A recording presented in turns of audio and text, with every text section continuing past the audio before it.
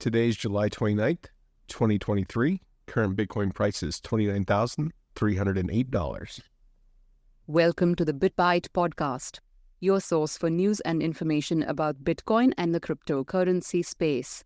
This podcast is meant for educational and entertainment purposes only and is not financial advice.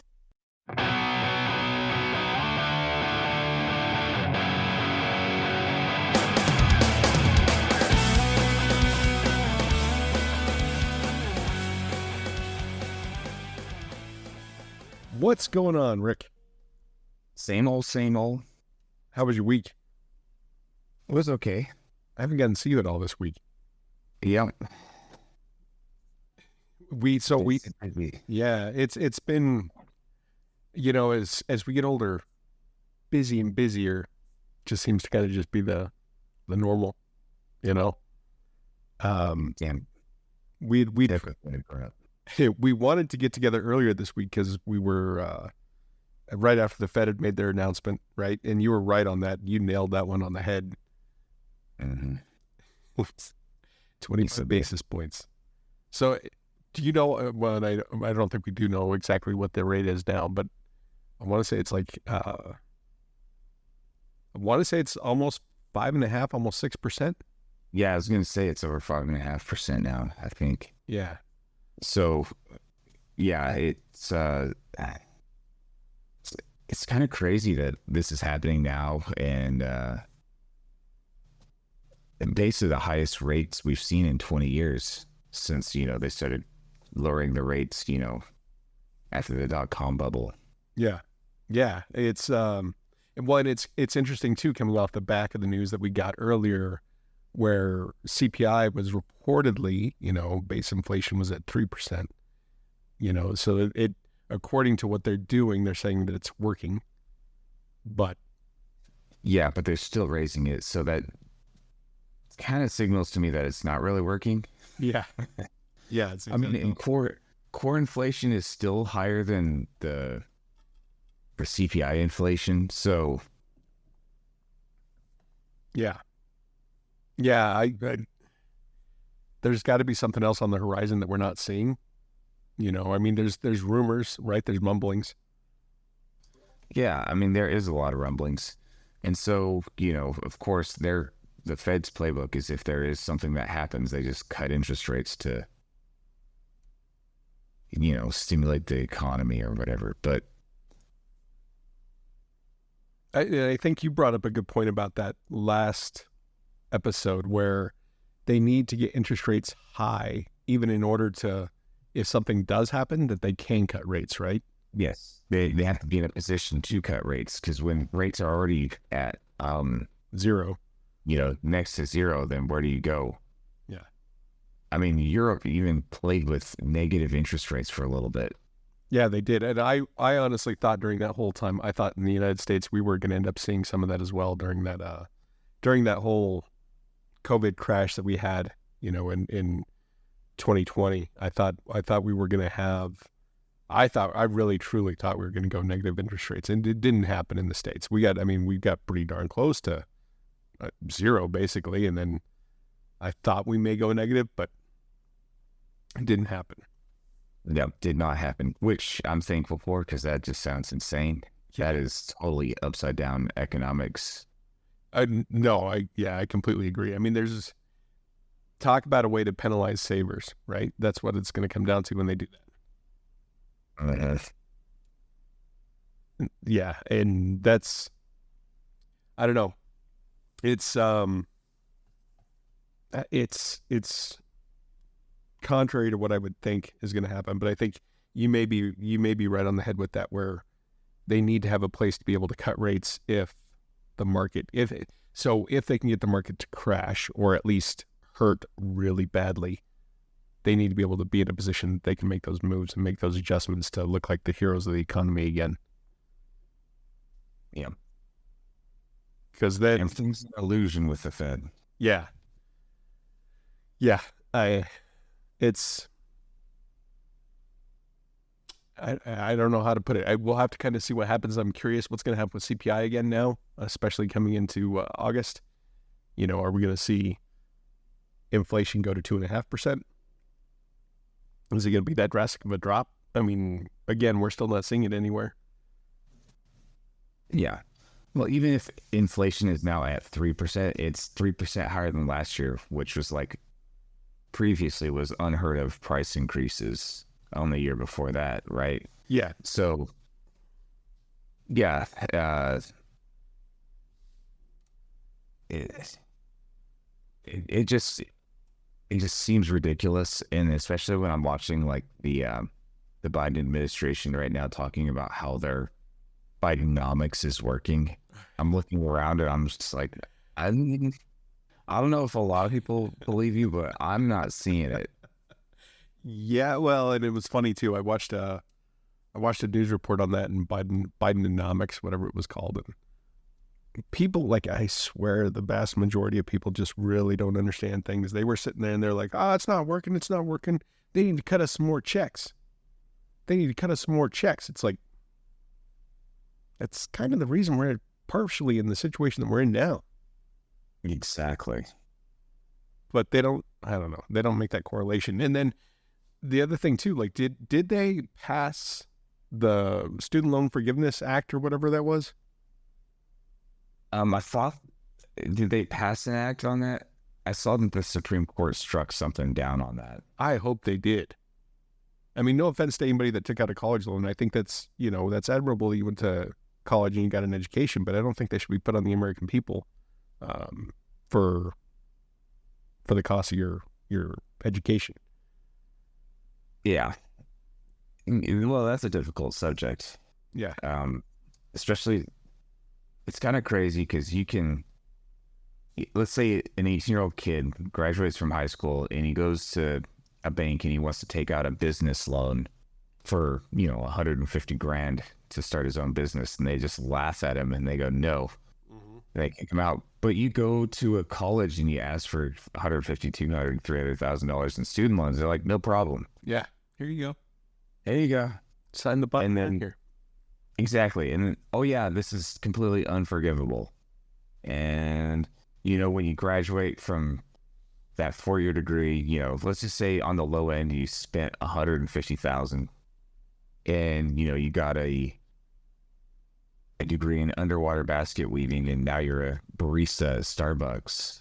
And then the housing prices have gone to like, $700,000 for a decent sized home in your metropolitan area. And that can be on the low end, depending where you're at. Yeah. I mean, you're never getting out. You're never going to buy a house. No.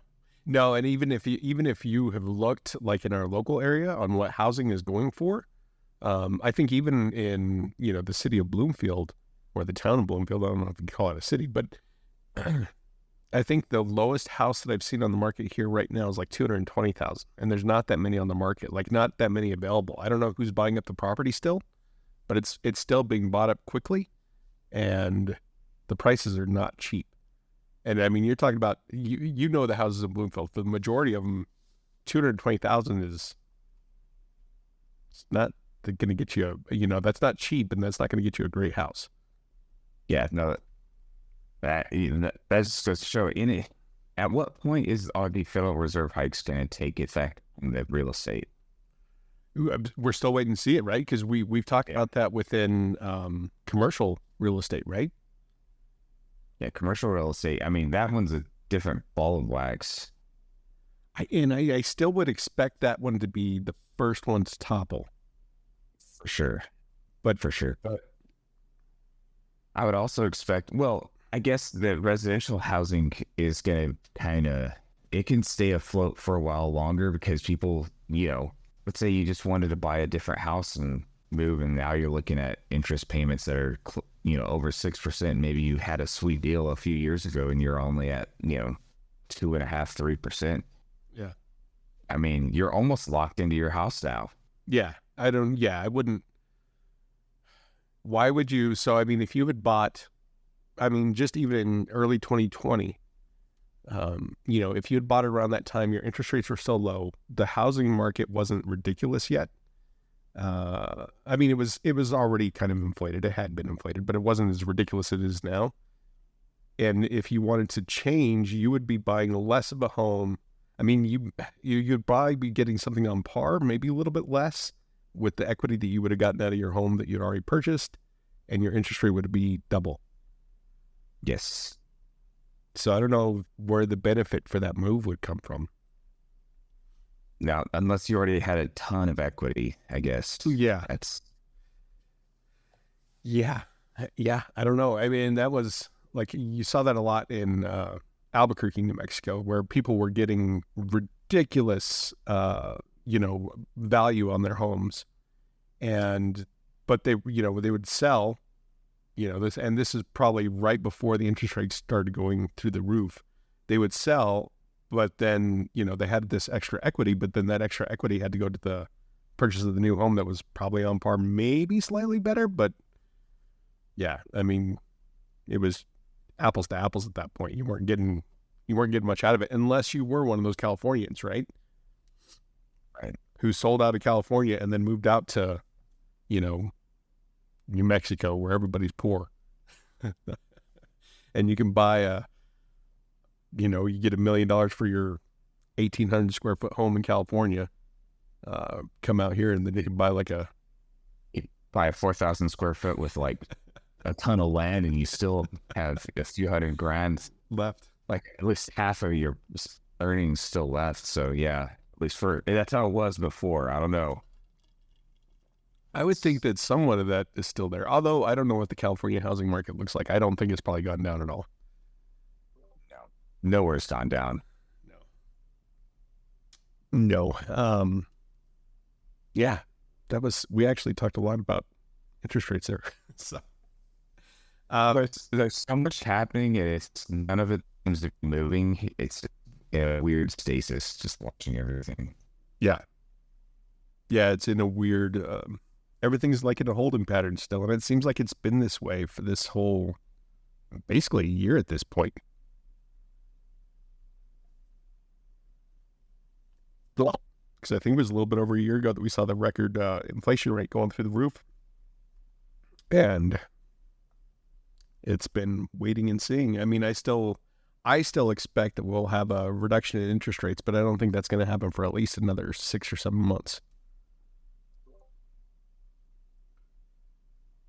But I'm not sure. So in some other news, we kind of, like I said, we kind of got lost in the weeds on that one there. But in other news that we wanted to bring up, or that I wanted to check out too, was apparently the U.S. House Committee passes a bill to protect self-custody. So they're calling it, I believe they call it the FIT bill.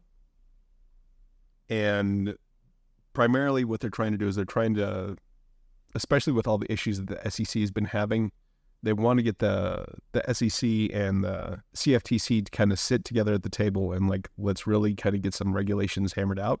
I think the SEC said that it was going to take them at least 3 years to come out with regulations, which I don't know why.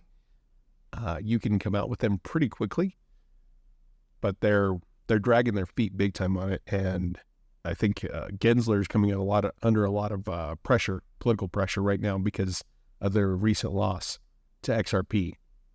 So we'll see. Are they appealing that loss?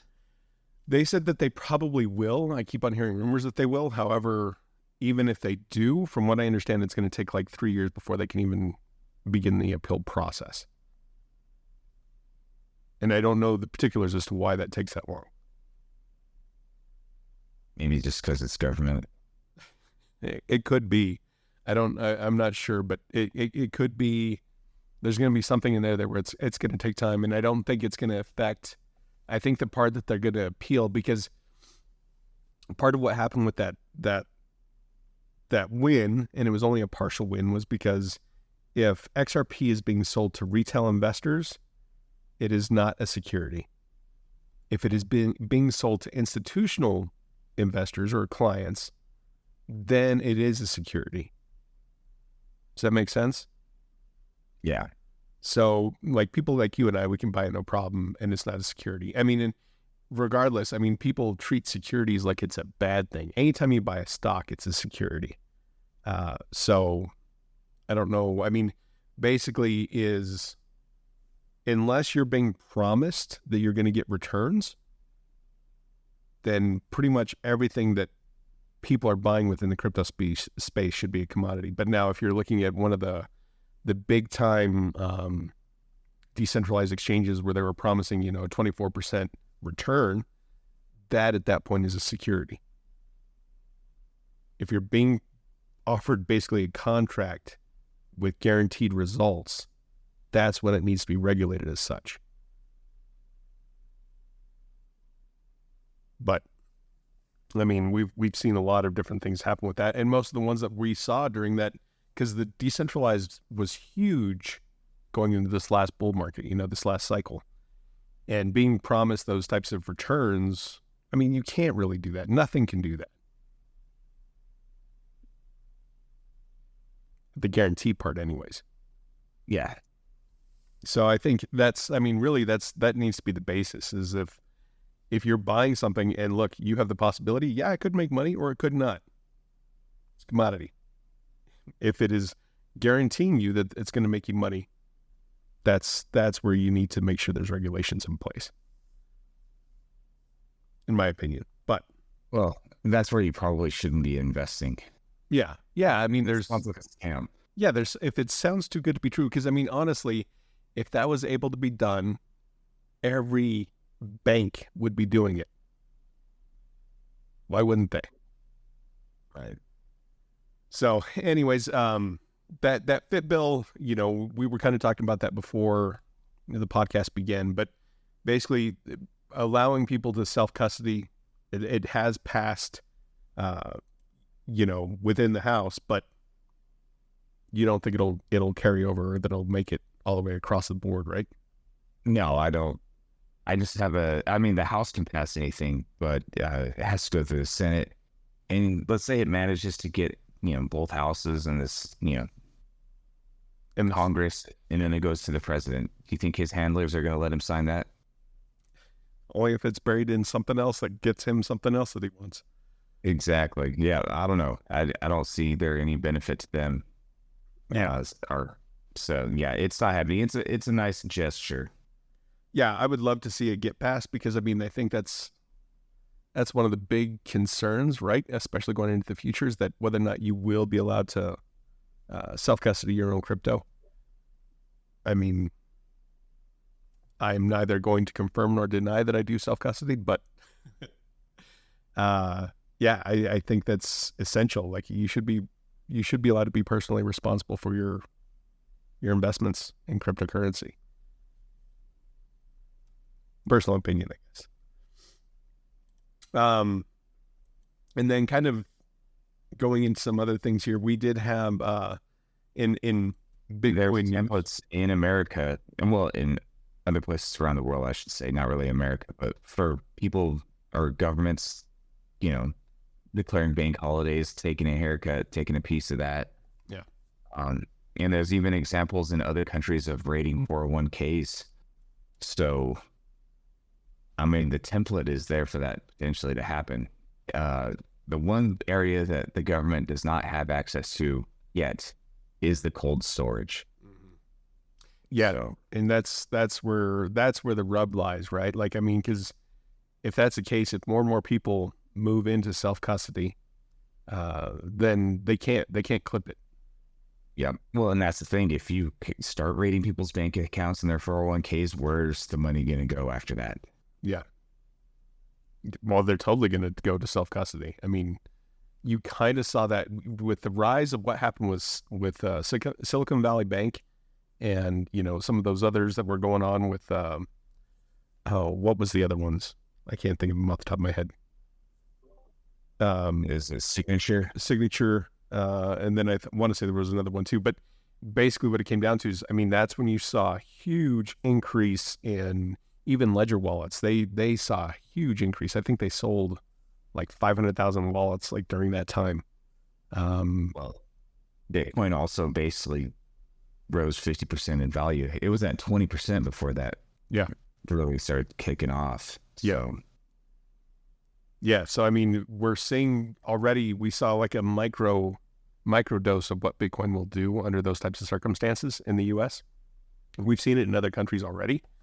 But yeah, if but they can't clip that, right? I mean, and it goes back to, they always say the same thing. The old mantra that we've heard for a long time, if you've been in the crypto space for a while, is not your keys, not your crypto, right? Right. And it's true even with traditional banking. If you are holding your money at that bank, they have the ability to go in and just slice a little bit off the top every time they want. Mm-hmm. Right now, they do it under the guise of inflation, but they could be more forward about it, and they could do it straight up. We'll give you shares in the bank. Still saying I would not not investing in Vice, but would not hold any shares of any banks right now. Some interesting news is one of the first major exchanges in the world kind of is now integrating the Lightning Network into Bitcoin deposits. So for those of you that don't know what the Lightning Network is it's a quick way for Bitcoin to transact, because Bitcoin itself is very slow. Bitcoin can only do about 3 to 4 transactions a second. So it takes a while to get money going through. However, somebody a while back, they actually created what they call the Lightning Network, which is a second layer that operates above Bitcoin that can handle smaller transactions quickly and settle them for a fraction of the cost. So basically where a base Lightning fee is like 4 cents, it can transact that money much more quickly, and it'll do it much cheaper. Whereas like if you're on the traditional Bitcoin network and things are really busy, I mean, you could be looking at as high a transaction fee of $30. So not only is it fast, a long wait. Yeah, it'll take a while. It can take hours at times.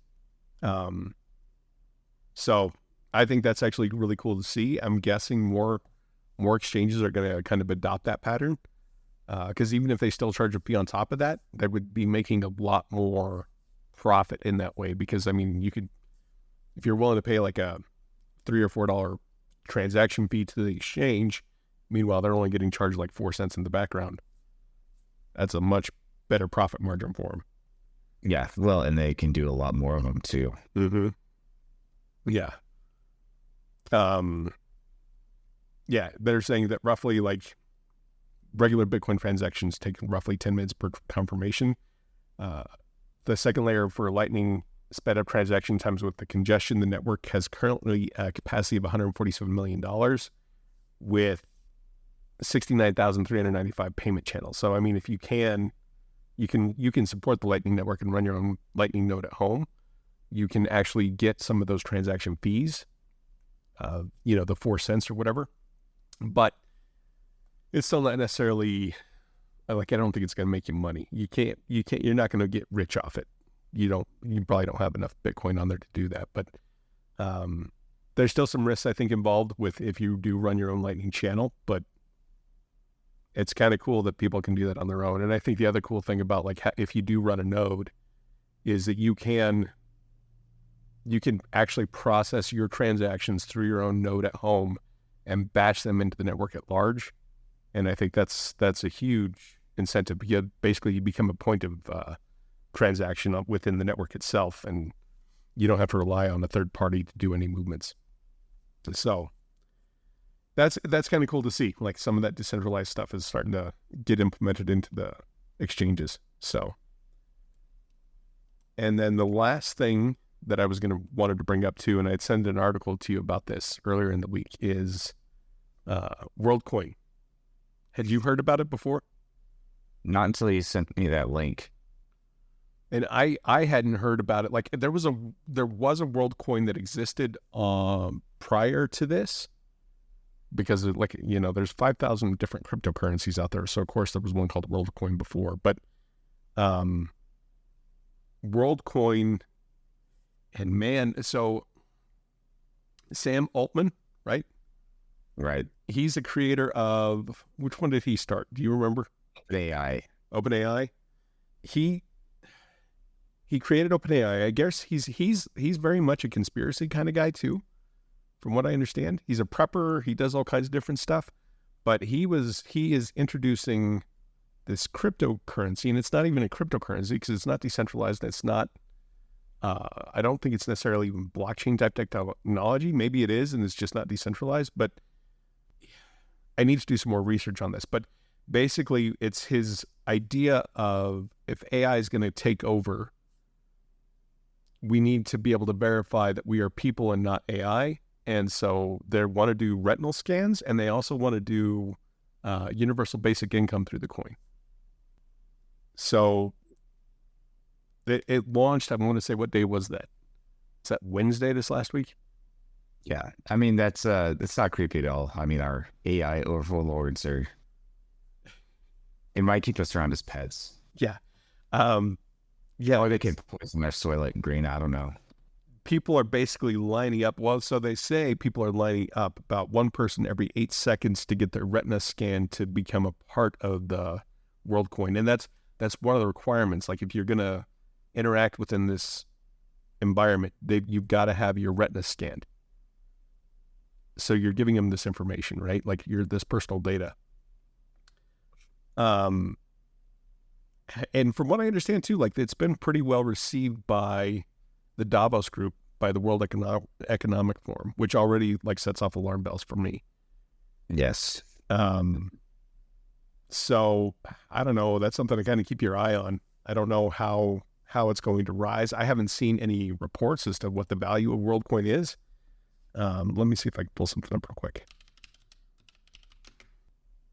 Yeah, so WorldCoin is this the right one though? Because like I said, there's two different WorldCoins. This one is at 1 cent. I've got to do some more digging, see for sure. But oh no, this is the right one because that's the logo for it. WorldCoin WLD is the crypto ticker for it. It's $2.31. Let's see what it's done in the past month. Actually, it's dropped. It was at $3.31 as of July 24th. So that was its big peak, and now it's down to $2.31. Okay. It launched at, it looks like $1.82. So I don't know, like Binance, I know has already listed it. And I still don't understand, like, why are you giving over, like, if you can still transact on it, like on Binance, why do you have to scan your retina? Right. I don't know. Weird to me. Unless that's like your retina is going to go. But I've got to do some more research. So are they going to have retina scanners at everybody's home and you've got to scan your retina to approve your transactions? Like, is that your signature seed phrase? Yeah. I mean, that's going to be completely personal, right? It's more personal than even your fingerprint. Yeah. I mean, in a dystopian future, yeah, that would work. You piss off the wrong people, you lose access to your own house. Yeah. Oh, Jesus. Want to go to the library? No. You want to get on the train? No. Yeah. Want access to your world coins? Yep. Nope. Your wallet's been cut off. Yeah, that's kind of crazy. You bring up a good point with that. Like, I mean, because truly, like, I mean, we've talked about restrictions on movements before. And if it's all based off your retinal scans, that really can, like, that's going to be a hard one to forge. You know, there's the other sci-fi thing with that is, you know, people kill you and then take out your eyeball then to get access to everything, right? Yeah. Yeah, pluck out people's eyes to get them into the retinal scanners. And then they could steal the retinal data. Yep. Yeah, well, heck, what if cloning technology gets good enough and they can just get a DNA sample and then run your eyeball through there, just make an eyeball, get access to all your stuff. That'd be so weird. You have like eyeball dealers on the dark net. That's right. I don't know, man. Like, yeah, he's trying to do it under the guise of being able to prove that you're human as opposed to AI. So, and then the universal basic income part of it, like that's his plan. I don't know. It's interesting. I'd like to talk to somebody that's lining up to go scan their retinas and see just what their thought is. No, I'd be interested. But yeah. All right, just another NPC. I don't know. Did you have anything else you wanted to share today? I think that's it for now. Yeah. So everybody, keep an eye out. Merch still coming. Newsletter still coming. Revamping the website is still coming. We got some stuff happening in the works still.